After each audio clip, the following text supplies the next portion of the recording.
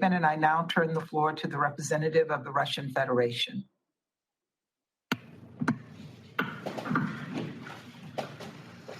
Госпожа председатель, приветствуем. Madam President, we greet the new special representative of the Secretary General and head of MONUSCO, Bintu Keita, and would like to thank her for an informative briefing. We listened to Sandrine Lusumba with a great deal of interest. The situation in the Democratic Republic of Congo remains unstable, despite the special operations conducted by the armed forces of the Congo. Illegal armed groups continue getting hold of territories which have minerals. They're divvying up their areas of influence and control smuggling flows. The security issue is most acute in Ituri and northern Kivu. There, the allied democratic forces have become more active, as well as other armed forces. We are seriously concerned by the growth of the number of victims among civilians. In 2020 alone, no fewer than 1,000 people died at the hands of combatants and 200 people since December. And the number of the internally displaced people is also going up. The attack on the 22nd of February on the humanitarian car convoy by the World Food Program, which resulted in the death of the ambassador of Italy to the DRC and the carabinier and driver with him, was an outrage. Thanks to the efforts made by Kinshasa and MONUSCO, the situation in the provinces of South Kivu, Tanganyika, and Kasai have stabilized somewhat, but even there it remains fragile. We note the contribution to the stabilization of eastern areas by the country, which is brought in by the peacekeeping mission, because the peacekeeping mission has a flexible way of reacting to various security threats. Non-military ways of dealing with illegal armed groups is also being used, and they are inter alia based on working with the local communities when implementing the strategy of disarmament, demobilization, and reintegration. At the same time, we are concerned by the fact that the Congolese authorities have not yet been able to resolve the issue of the illegal exploitation and removal from DRC of the natural resources, which are then used by the armed groups to fund their activities.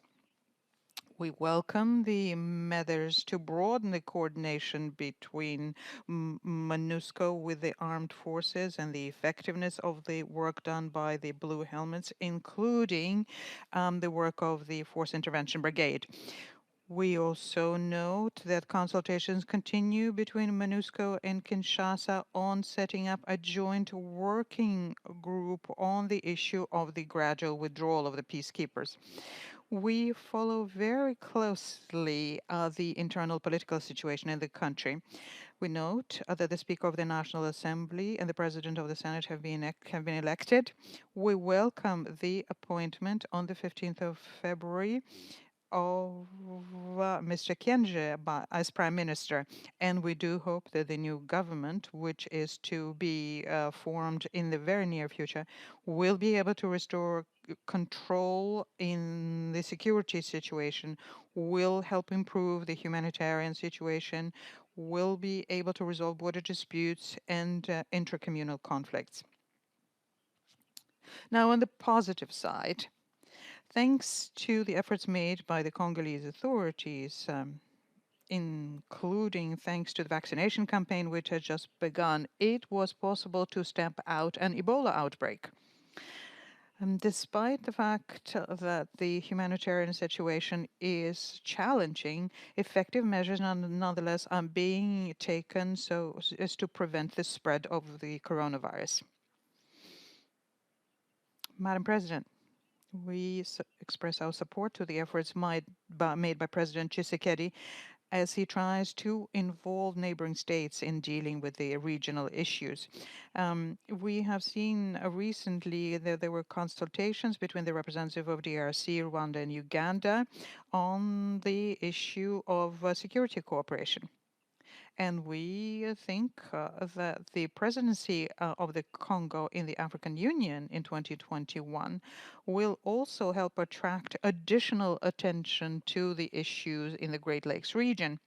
We think that the regional organizations play an important mediating role here, in particular the Southern Africa Development Community and the International Conference on the Great Lakes region. Russia, also in our capacity as members of the group of friends of the Great Lake region, intends to also in future continue helping with the peace process in the DRC and helping stabilize the situation in the Great Lakes region. I thank you.